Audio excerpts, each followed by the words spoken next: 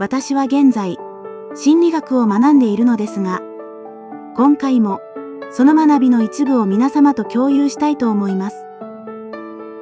今回は、悲観主義でもうまくいくという、ちょっと意外なテーマでお話ししてみます。もっとポジティブに考えなきゃなんて言葉、誰もが一度は聞いたことがあると思います。でも、その度に、どこかでもやっとした気持ちになること、ありませんか？前向きに生きたいとは思っているのに、どうしてもそうなれない。そんな自分にがっかりしてしまう。でも、それは変なことではありません。そこで今回は、そんな人にこそ知ってほしい、防衛的悲観主義という考え方を紹介します。一見、ネガティブに聞こえる言葉ですが、実は、うまく活かせば、人生を前に進めるための力になるんです。では、防衛的悲観主義とは何なのか、そして、なぜそれが一部の人にとって効果的なのか、その理由を、これから一緒に考えていきましょう。防衛的悲観主義とは、1980年代にアメリカの心理学者、ジュリーノ・レムと、ナンシー・キャンターが提唱した心理学の概念です。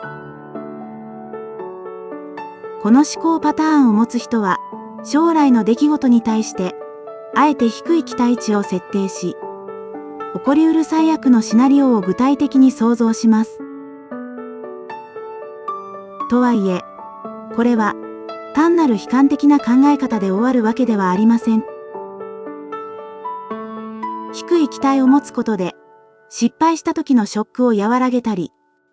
ネガティブな結果を思い描くことで、より現実的で、綿密な計画を立てる助けにもなるからです。悲観的な想像が、念入りな準備を促すエネルギーへと変わるのです。不安を味方につけて、備えを整えることで、結果的に高い成果を出す人も多いのです。防衛的悲観主義者の強みは、不安を前向きな行動の原動力に変えられる点にあります。もしかしたら失敗するかもしれないというネガティブな思考から出発し、その失敗を防ぐために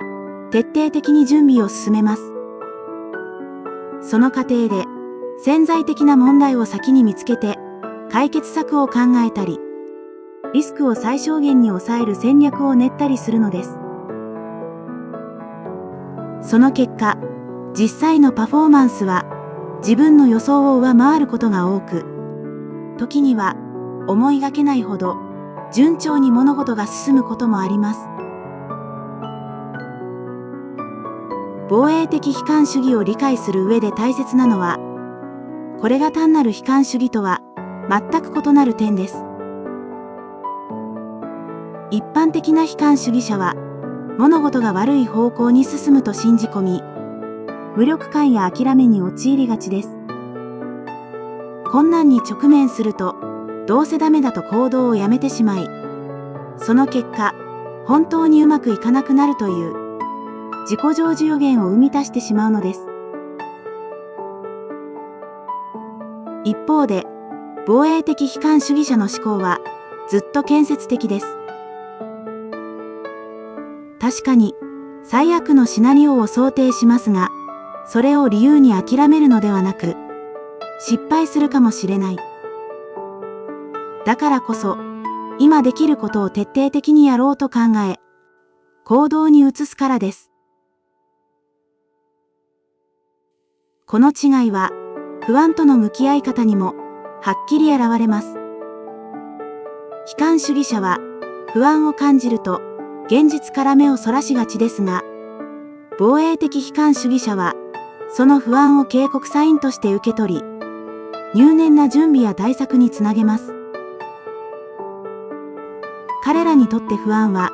行動を止めるものではなく、注意を促すアラームのような存在なのです。さらに、防衛的悲観主義者は、過去の成功を謙虚に捉える傾向があります。うまくいっても、運が良かっただけ、たまたまだと考え、次も同じ結果を得るためには油断せず、これまで以上の努力が必要だと感じます。そうした謙虚さが、次の行動のエネルギーへと変わっていくのです。防衛的悲観主義の効果を具体的な場面で見ていきましょう。まずは学業の場面です。重要な試験を控えた防衛的悲観主義者の学生は、不合格になるかもしれないと考えます。しかし、その思考を行動の原動力に変えるのです。試験範囲を徹底的に分析し、苦手な部分を重点的に復習し、様々な出題パターンを想定して入念に準備を進めます。その結果、きっと大丈夫と楽観して準備を怠った学生よりも高い得点を取ることも少なくありません。職場のプロジェクト管理でも防衛的悲観主義は大きな力を発揮します。新しいプロジェクトを任された防衛的悲観主義者は、失敗する可能性が高いと考え、起こりうる問題を徹底的に洗い出します。技術的な課題や人員不足、予算超過、スケジュールの遅れなど、あらゆるリスクを想定し、それぞれに備えた対策を講じるのです。こうした準備のおかげで、実際にトラブルが起きても、冷静に対処でき、結果として、プロジェクトを成功に導けることも珍しくありません。営業活動でも、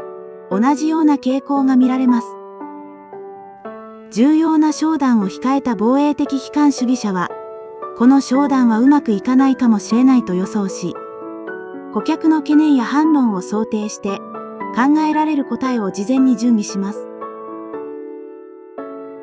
さらに、競合他社の強みや弱点、価格面での不利な点、製品の限界まで把握した上で、あらかじめ対策を練っておくのです。結果的に、商談当日にはどんな質問にも落ち着いて対応でき、顧客から信頼を得られるケースも多いのです。防衛的悲観主義の利点は、入念な準備や、高いパフォーマンスだけにとどまりません。実は他にも、いくつかの意外なメリットがあります。まず、あらかじめ低い期待値を設定しているため、現実が思っていたより、良い結果になることがほとんどです。最悪を覚悟していたけれど、実際にはそこまで悪くなかった。思っていたよりずっと良かったと感じる場面が多く、大きく落ち込むことが少ないのです。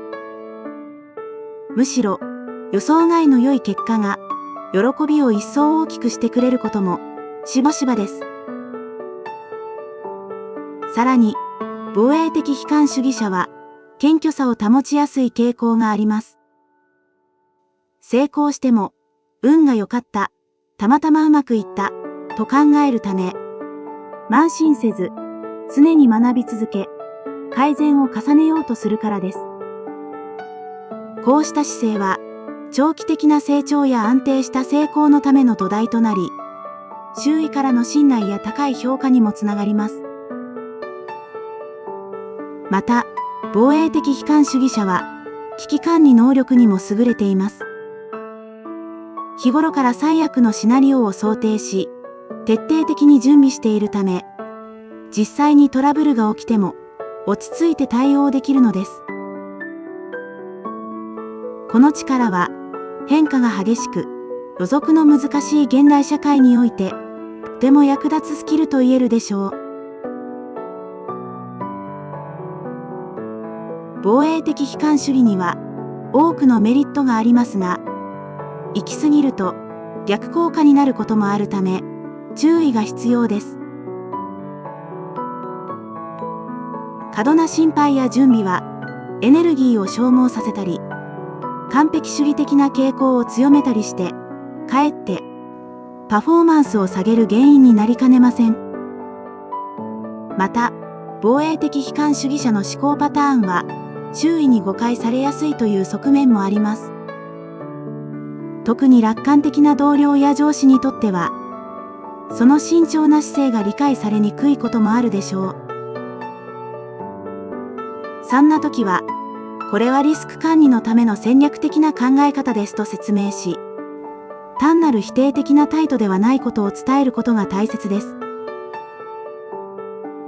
さらに、この思考パターンは、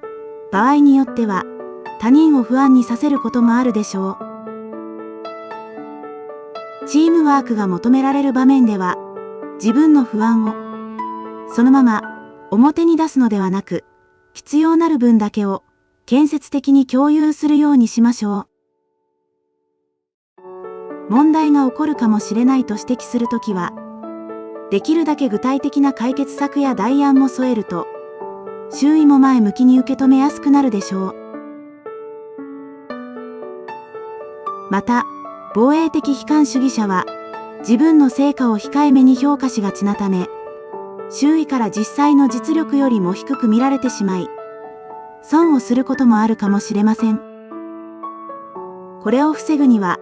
成功体験や成果を客観的に記録し、自分の努力が実際に結果につながっていることをきちんと認識することが大切です。もちろん、すべての場面で最悪のシナリオを想定する必要はないでしょう。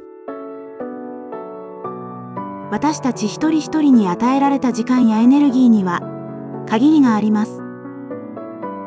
だからこそ、防衛的悲観主義の姿勢をどの場面で活かし、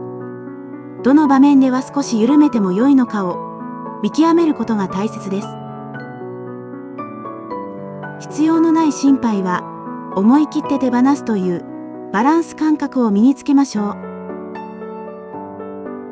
最後に、心身の健康への配慮も欠かせません。常に最悪の事態を考え続けていると、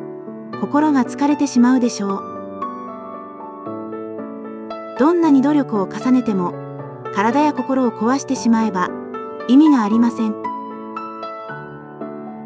意識的に休息をとり、リラクゼーションや軽い運動を日常に取り入れて、心と体の健康を守ることも忘れないようにしましょう。今回の話をまとめてみます。今回は防衛的悲観主義に焦点を当て、その概要やメリット、そして注意点についても考えました。悲観的な思考は、一見すると好ましくないもののように思えるかもしれませんが、実際には使い方次第で、戦略的で効果的なアプローチへと変えることが可能です。この思考パターンを持つ人は、あえて期待値を低く設定し、不安や心配を原動力に、徹底した準備を行うことで、結果的に高いパフォーマンスを発揮することが少なくありません。悲観的であることを弱点と捉えるのではなく、自分の強力な武器として活かしていくこともできるのです。もしあなたが、どうしても悲観的に物事を見てしまうと感じているなら、無理にポジティブになろうとしなくても大丈夫です。前向きになれない自分を責める必要もありません。それよりも、悲観的な思考をそのままにせず、準備や行動へとつなげていきましょう。あなたのその特性を戦略的に活かせば、きっと成功へと導く、強力なエンジンになるでしょう。すべての人が無理に楽観的である必要はありません。大切なのは、自分の性格や思考の傾向を理解し、それを最大限に活かすことです。そうすることで、あなたらしく幸せに生きながら、自分の強みを通して、社会に貢献できるでしょう。ご視聴いただき、ありがとうございました。これからも時々、心理学の学びをシェアします。応援していただけたら嬉しいです。もしこの動画が少しでもお役に立てたなら、高評価とチャンネル登録もしていただけると励みになります。それでは、また次回の動画でお会いしましょう。